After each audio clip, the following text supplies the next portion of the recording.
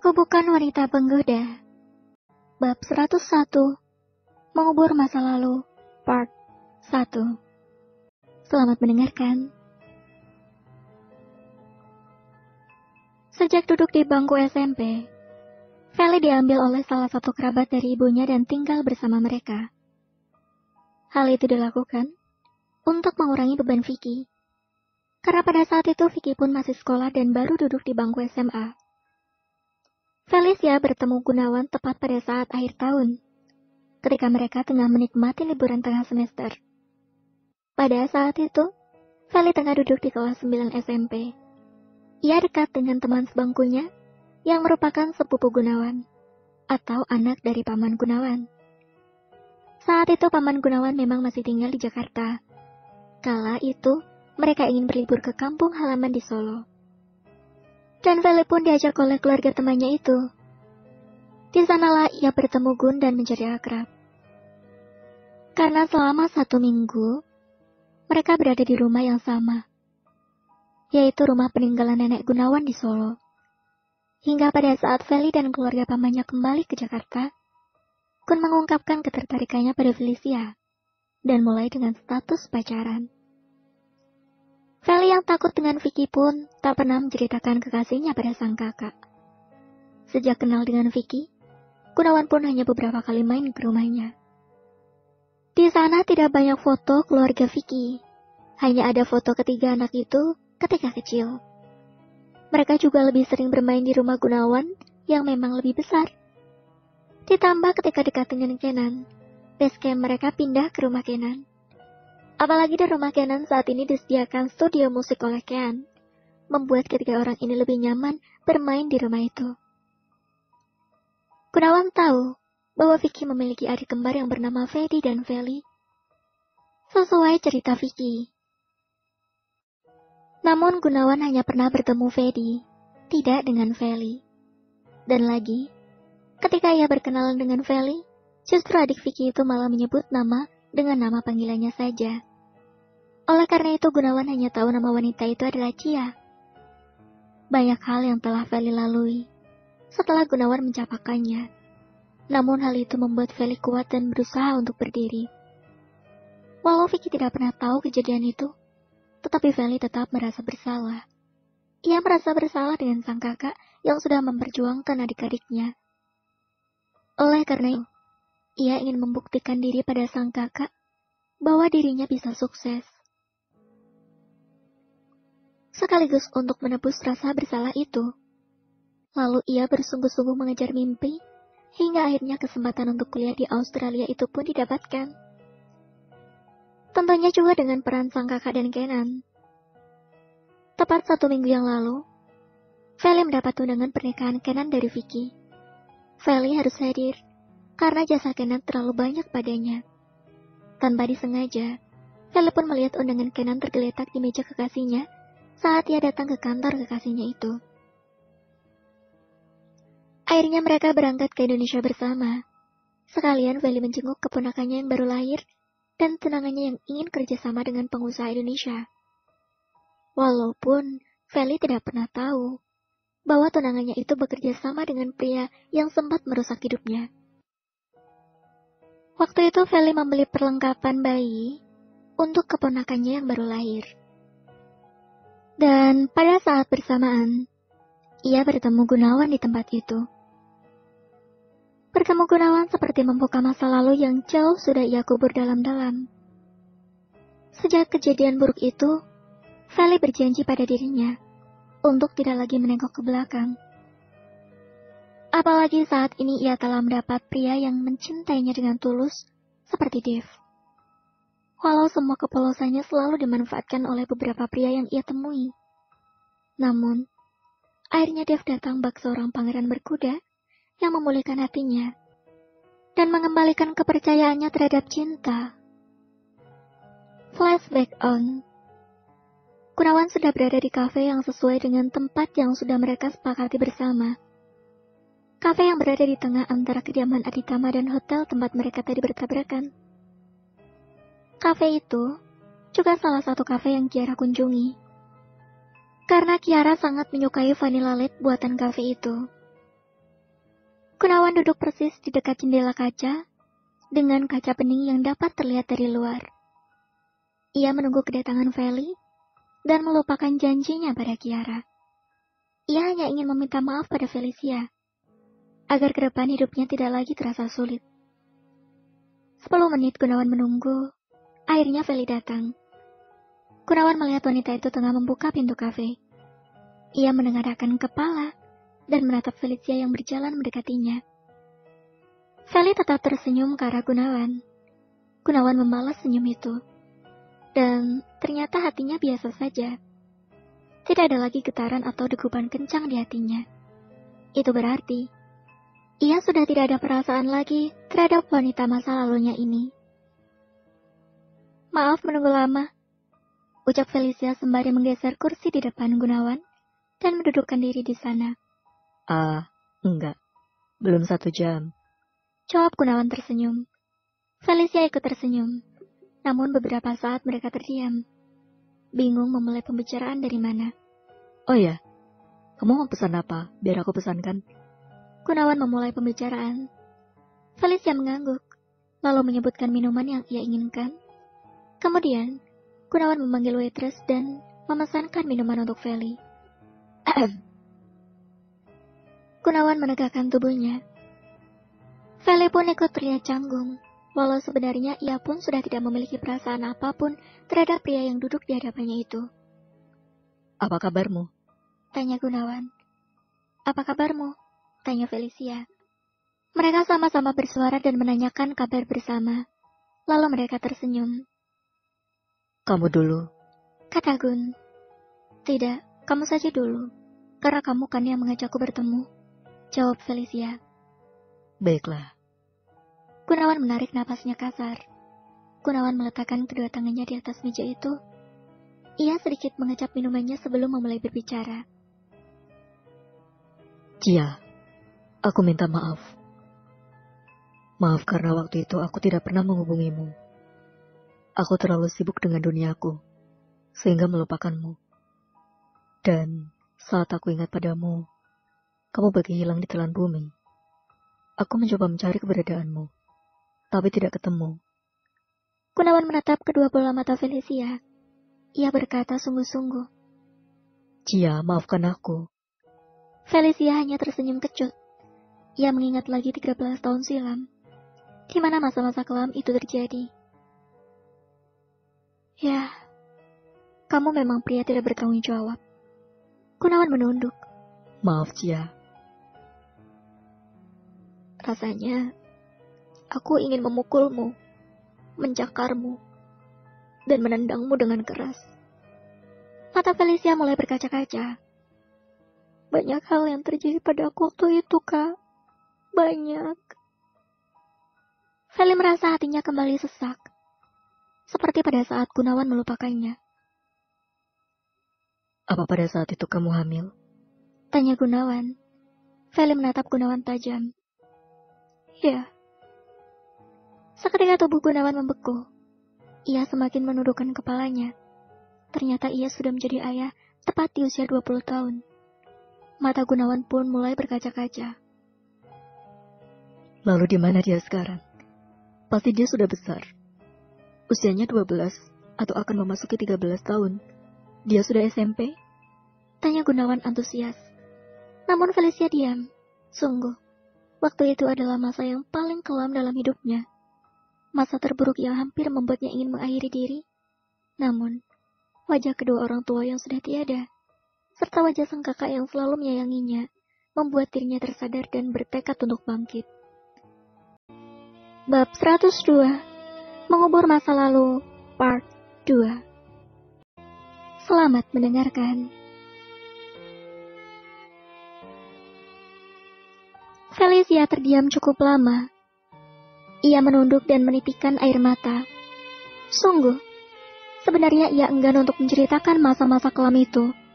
Hatinya sangat sakit jika mengingat kejadian mengerikan yang memang terjadi karena kebodohannya sendiri. Cia, maaf. Maafkan aku. Ucap Gunawan lirih. Ia melihat betapa beratnya masa yang telah dilalui Felicia saat itu. Felicia mengadahkan kepalanya dan kembali menatap Gunawan.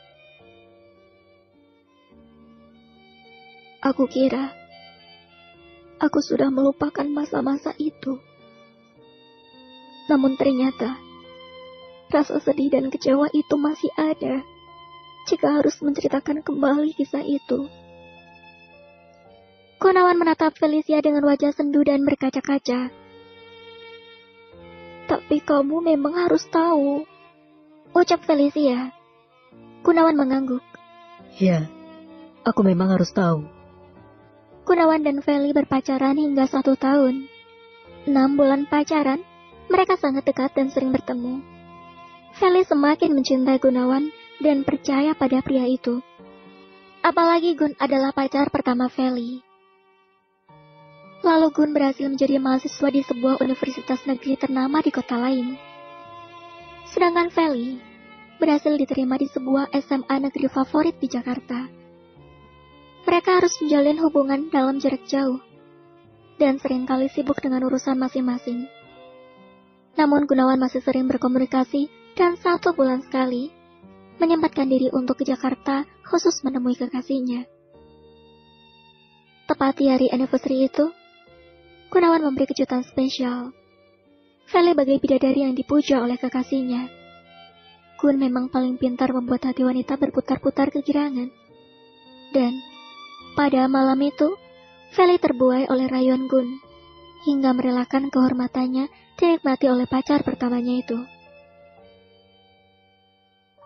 1 bulan, 2 bulan berikutnya, Gunawan masih belum berubah. Ia masih datang ke Jakarta 1 bulan sekali, bahkan lebih, hanya untuk menemui Feli. Dan di saat bertemu, mereka tidak pernah absen untuk melakukan lagi dan lagi. Namun 1 bulan setelah itu, Gunawan agak jarang menghubunginya. Lalu semakin hari semakin jarang. Bahkan ia tak lagi datang ke Jakarta seperti biasanya. Sampai pada akhirnya, Gunawan tidak menelpon Feli hingga 1 bulan. Pria itu tidak ada kabar sama sekali. 1 bulan kamu tidak menelponku sama sekali, Kak. Bahkan kamu tidak lagi datang menemuiku lagi. Aku mencoba berpositif thinking. Aku pikir kamu di sana sedang benar-benar sibuk. Sampai satu ketika aku terpeleset di toilet yang sedang dibersihkan di sebuah mall. Ketika itu, aku sedang bersama salah satu temanku. Saat SMA, Feli tidak lagi satu sekolah dengan sepupu Gunawan. Gunawan mendengarkan dengan seksama cerita Feli. Dan Feli bercerita sembari menunduk. Ia tak kuasa menatap wajah Gunawan. Karena khawatir, kebencian dan sakit hati itu masih ada. Aku terpeleset cukup kencang, hingga terjatuh duduk, dan mengalirkan darah yang cukup deras di kakiku. Petugas toilet itu terkejut. Begitupun temanku. Dan aku pingsan karena melihat darah yang terus mengalir. Akhirnya, aku sadar ketika sudah berada di rumah sakit. Saat itu aku baru tahu bahwa aku sedang hamil 2 bulan. Namun, bayi itu tidak selamat. Aku bersyukur, karena pada saat itu aku memiliki teman yang baik. Dia membantuku melunasi biaya rumah sakit dan menguburkan bayi itu. Dia pun menyimpan rahasiaku kepada semua teman-teman di sekolah dan keluargaku. Aku sangat sedih waktu itu. Ditambah kamu tidak pernah ada kabar. Feli menitikkan air mata. Gunawan pun menangis. Jadi bayi itu gugur. Felicia mengangguk. Pada saat itu semua rasa campur aduk. sedih, kecewa. Dan terkadang aku merasa bersyukur karena bayi itu gugur. Jika tidak, mungkin aku tidak tahu bagaimana masa depanku nantinya. Bagaimana pertanggungjawabanku pada keluargaku. Feli menjeda perkataannya untuk mengambil tisu dan menghapus jejak air mata di pipi mulusnya itu. Aku sedih karena bayi yang tak berdosa itu pergi tanpa sempat melihat dunia. Aku kecewa padamu dan pada diriku sendiri yang bodoh masuk perangkap pria sepertimu. Aku kecewa karena terlalu mudah percaya padamu. Kekecewaanku semakin menjadi saat aku mengunjungi kampus di kotamu.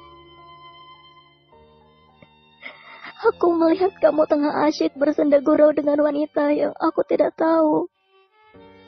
Apa itu hanya temanmu atau pacar barumu? Aku benar-benar merasa dicampakkan olehmu, hingga aku enggan menemuimu. Padahal kamu sudah ada di depan mataku. Air mata Feli semakin deras. Rasa sakit hati itu kembali terasa. Maaf Cia, maaf. Gunawan ikut menangis. Ternyata ia benar-benar pria brengsek. Ia telah merusak anak perempuan orang. Bahkan anak perempuan yang sudah tidak memiliki orang tua. Ingin rasanya aku mengakhiri hidupku. Namun semua tidak aku lakukan. Karena aku tidak ingin mengecewakan keluargaku. Selama 2 bulan aku tinggal bersama temanku untuk memulihkan keadaan. Dan masa-masa itu adalah masa yang paling berat dalam hidupku. Felicia kembali mengambil selai tisu dan mengusapkannya ke pipi. Gunawan menunduk. Dosaku terlalu banyak padamu, Cia. Aku tidak tahu apakah maaf ini masih mungkin dimaafkan. Tapi sungguh, aku memang brengsek saat itu. Aku tidak pernah berpikir akan ada efek atas apa yang sudah aku lakukan padamu. Mungkin aku memang tidak merasakan apa yang kamu rasakan pada masa-masa itu. Namun Tuhan membalasnya dengan keadaanku yang sekarang. Aku tidak pernah bahagia, Cia. Dan itu karena dosaku yang besar terhadapmu. Maafkan aku. Mungkin jika kamu meminta maaf pada waktu itu, aku akan berteriak mencacimu, memukulmu, atau membunuhmu. Tapi kini semua sudah aku lewati. Dan Tuhan telah memberi seseorang yang begitu sempurna untuk menyempurnakan kebahagiaanku. Hingga aku lupa bahwa dulu aku pernah mengalami hal buruk itu. Ucap Feli. Kamu sudah menikah? Tanya Gunawan sembari menghapus jejak air mata di pipinya. Minggu depan kami akan menikah. Lalu, pakaian bayi yang kau beli saat itu? Tanya Gunawan lagi. Oh, itu aku membelinya untuk kakak kembarku Fedi. Kebetulan istrinya baru saja melahirkan. Fedi? Kakak kembarmu bernama Fedi? Fedi Angelo? Tanya Gunawan dengan satu ekspresi yang tidak bisa diartikan. Feli mengangguk. Ya, karena aku Felicia Angela. Sontak Gunawan tertawa kejut. Lagi-lagi ia berada dalam lingkaran setan itu. Kakak pertamamu bernama Vicky? Felicia mengangguk bingung. Iya, memang kenapa? Gunawan mengusap wajahnya kasar. Memang ia pantas untuk mendapatkan hukuman ini. Ternyata apa yang dilakukan Kiara dan Vicky adalah buah dari dosanya di masa lalu. Dan ia baru menyadarinya. Sontak Gunawan menutup wajahnya. Ia terisak semakin kencang. Rasanya ingin sekali berteriak. Namun tempat ini tidak memungkinkan untuk melakukan itu. Bodohnya saat berpacaran dengan Cia, ia tidak pernah menanyakan tentang keluarganya. Bahkan ia tak tahu nama lengkap Cia. Gunawan hanya terpesona oleh kecantikan Cia dan kepolosannya. Karena pada saat itu, ia memang masih belum bersungguh-sungguh untuk mencintai wanita. Bersambung. Terima kasih sudah mendengarkan.